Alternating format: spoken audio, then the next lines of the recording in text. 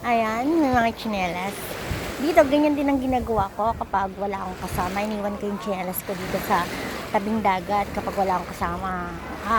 Pwede naman na hindi ko iwanan kasi meron naman kami dito binabayaran na 20 euro na ganyan, 20 euro per day. Per day, 20 euro.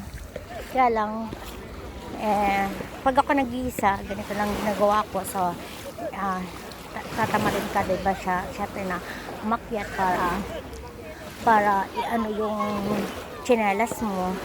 So, iwanan mo na lang dito sa tabi-tabi.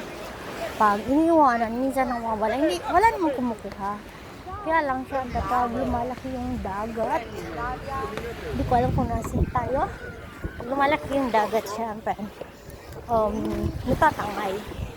Gano'n, minsan nahanapin mo, hindi mo na kita, yung pala natangay na. So, ingat-ingat. Tulad niyan, yung iba, hinuman nyo lang dito yung kanilang damit. Kasi, syempre, yung iba, walang kasama. Buba rin yung naka-bathing suit sila, tapos suba rin lang nila yung kanilang pang itaas o yung naka-covers na pangibabaw, huba rin nila.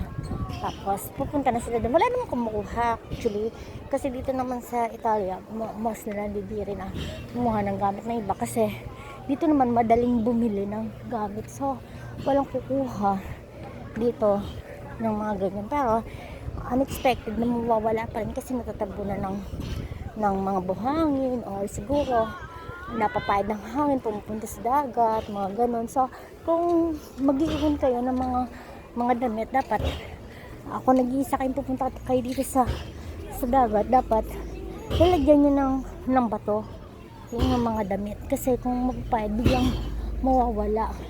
Tingnan nyo ngayon, hirap sa pag ng basura.